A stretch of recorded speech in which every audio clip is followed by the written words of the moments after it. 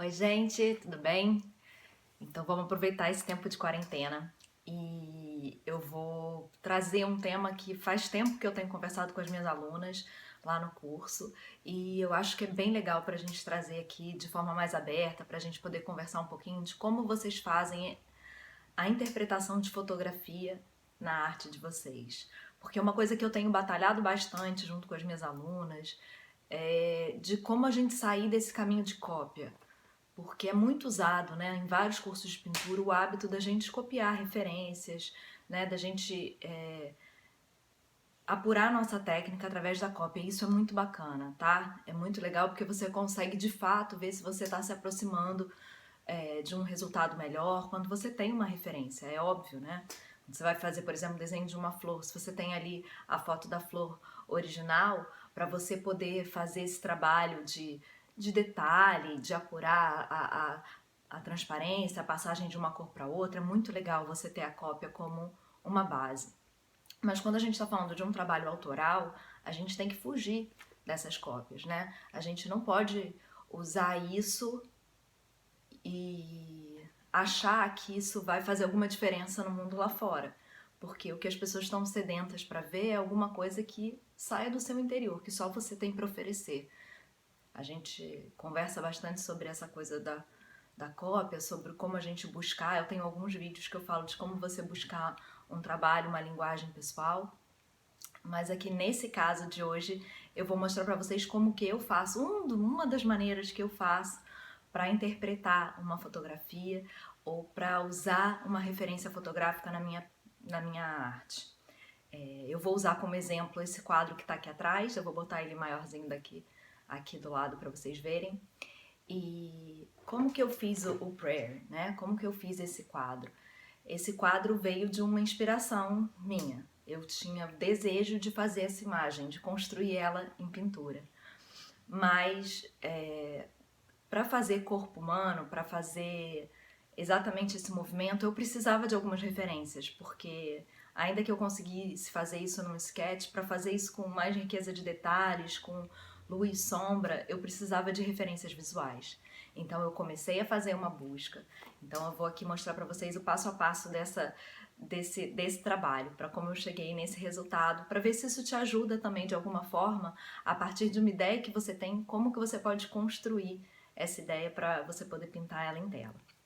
Então a primeira coisa que a gente faz é, a partir de alguma referência que você tem, ou na sua mente, ou de alguma coisa que você viu, ou de uma soma de referências que você tem, você faz a sua busca, a sua pesquisa de imagens. Eu uso muito bancos de imagens, porque normalmente vem com umas coisas de criatividade, vem com algumas coisas extras do que simplesmente uma foto que você dá no Google. Então eu gosto de usar dentro de banco de imagens. Tem Getty Images, tem, enfim, Stock Photos, tem alguns caminhos que vocês podem seguir. Tem o próprio Pinterest também, com hoje em dia com muita foto para vocês pesquisarem.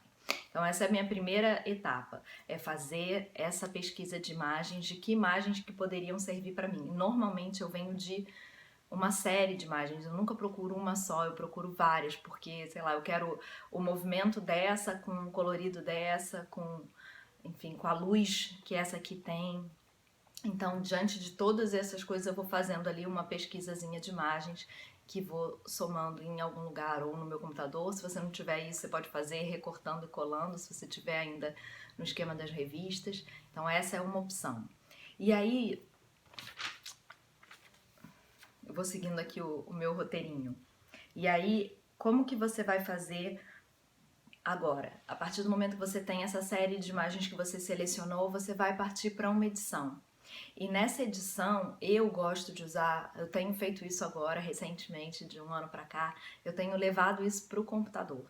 Então eu tenho manipulado essas imagens, fazendo montagens delas. Isso me economizou muito tempo, porque às vezes eu fazia isso visualmente. Então na hora que eu começava na tela, eu começava a sobrepor essas imagens em desenho e para até transformar, até conseguir o resultado que eu queria. Então hoje, antes de fazer isso, eu vou pro Photoshop, eu faço uma manipulação dessas imagens. Então eu ali sobreponho, busco luz, desenho em cima, faço algumas interpretações de fundo, de cor, que eu gosto de mexer, até conseguir um resultado mais próximo do que eu imaginava, porque a minha intenção não é fazer uma arte digital, a minha intenção é ir para a tela. Então, o que eu quero ali é simplificar o meu caminho de desenho na tela, né? De posicionamento, de composição. Então, eu tento trabalhar tudo isso dentro do tamanho da tela que eu já tenho separado. Então, eu vou para o Photoshop e já faço o frame, né, do tamanho da minha tela e vou ali fazendo a composição de cores, de luz, de sombra, toda ali no Photoshop para depois só poder transferir isso para a tela. Mas você pode simplesmente, por exemplo, você tem uma foto aí do seu jardim ou de um vaso especificamente. Então você tirou a foto do seu vaso, só que atrás do seu vaso saiu ali a caneta que estava ali atrás, ou um outro vaso que estava atrás. Isso não te interessa na hora de fazer a tela. Pensa sobre isso. Você não precisa, tudo que está na foto não precisa sair na sua interpretação da sua tela. Não precisa ser pintado na hora que você for fazer. Então, ali o vaso era azul, mas vai ficar muito melhor na sua tela se o seu vaso for vermelho. Então faça vermelho. Tenta assim ter uma cabeça artística mesmo, sabe? Crítica na hora que você olhar para aquela sua referência fotográfica. O que você pode fazer para melhorar? Você é livre. Isso é tão legal, não é? Você não está preso àquela imagem fotográfica, você é livre para interpretar ela da forma como você acha que aquilo vai ficar melhor. Então eu incentivo você a usar, dá para usar textura agora nesse vaso, dá para eu fazer uma interpretação mais livre dessas flores, mas eu tenho uma referência de composição, eu tenho uma referência de movimento que eu quero preservar. Então, nem tudo que está na fotografia você precisa transferir para sua tela. Isso é muito importante, porque a partir dessa edição você já começa a dar um toque pessoal, já começa a ter uma interpretação, já começa a ter um trabalho autoral. E isso é muito, muito, muito relevante quando você está fazendo a sua própria arte. Então, nesse trabalho aqui, eu fiz essas manipulações todas aqui no Photoshop, cheguei a esses estágios, testei outros movimentos de outras meninas entrando por essa porta, de como elas ficariam melhores ou não, até que eu cheguei nesse resultado aqui que eu queria levar para a tela. E uma vez que eu fui para a tela, como que eu transferi? Porque eu fiz uma impressão, né, dessa imagem, e aí eu coloco assim pertinho da minha tela, onde eu vou olhando, né, e vou tentando transferir isso para minha tela. Só que eu não faço só isso só no olho. Muitas vezes eu uso a famosa regrinha de 3. Eu não sou expert em matemática, mas eu uso muito a regra da proporção, né, a regrinha de 3, para poder transferir uma coisa de um certo tamanho para a tela. Então, se essa distância aqui de 12 centímetros e a minha tela total é de 60 centímetros, então tudo vai ser nessa proporção.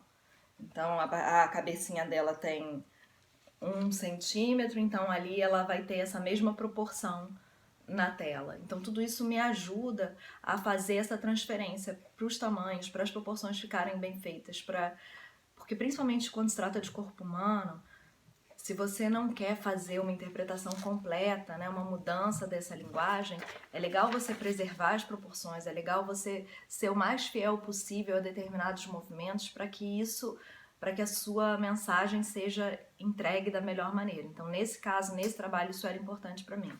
Então, eu preservei as proporções e fui transferindo com regrinha de 3, régua mesmo, gente. Pegava a régua aqui no desenho pequenininho, levava a régua lá para a tela e fazia essa proporção calculadora. Se X está para tanto, então tanto está para tanto.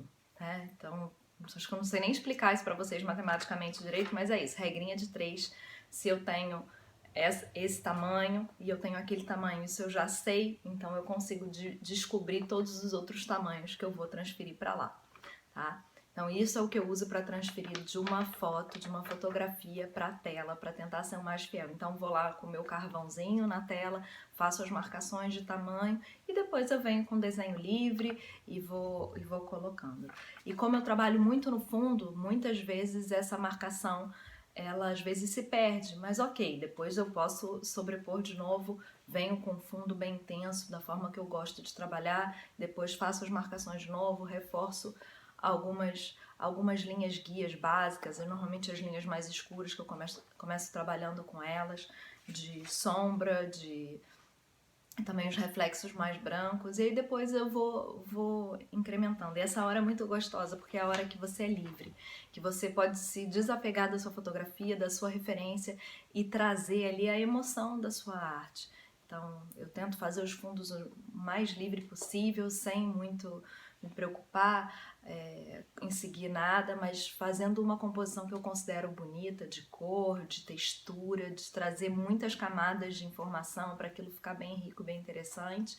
E nesse caso sobrepondo com uma imagem que era forte, que tinha muita mensagem para trazer, e usando ali a minha espátula, trazendo também textura para essa imagem, riqueza de detalhes, mas principalmente eu queria muito essa coisa da luz, né? Do impacto dessa luz sobre essa menina.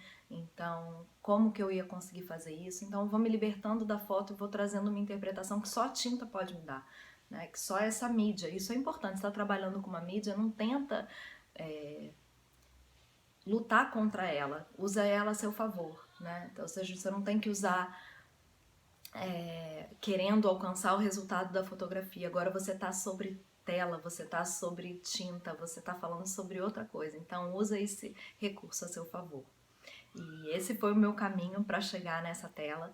E existem, claro, infinitos caminhos para você usar uma imagem como referência, mas o que eu quero sempre reforçar é que a gente não use uma fotografia simplesmente para fazer uma cópia, mas sempre com a mente em fazer uma interpretação. Porque se fosse para fazer uma cópia, não precisava de você. Vinha e simplesmente fazia uma cópia daquela imagem, né? Que aquele artista que fotografou já pensou, por exemplo. É até feio a gente ficar simplesmente copiando, né? Tem direitos autorais sobre as imagens, tem que pensar sobre isso também. Então, faça um trabalho autoral, interprete. Olha que legal se você tiver um banco com as suas próprias fotografias. Aí eu acho maravilhoso. Quando você fez aquela viagem, ou você tenha sei lá, a infância dos seus filhos ou alguma emoção ligada a alguma fotografia, pega aquilo ali, trabalha, interpreta aquela fotografia com pintura. Isso é tão bacana, né? Ou com colagem, ou seja como for, mas usando aquilo como uma referência e não como algo que te aprisiona, mas simplesmente com alguma coisa que traz uma emoção, que traz um movimento, ou que traz alguma coisa que você quer recuperar, ou que você quer usar como um recurso na sua arte. Fica aí a minha dica, então, para a gente interpretar as fotografias, para interpretar as imagens de forma autoral e todo o meu percurso para chegar nessa tela aqui. Espero que vocês tenham gostado desse vídeo. Se você gostou, compartilhe. E a gente se vê no próximo vídeo. Um grande abraço.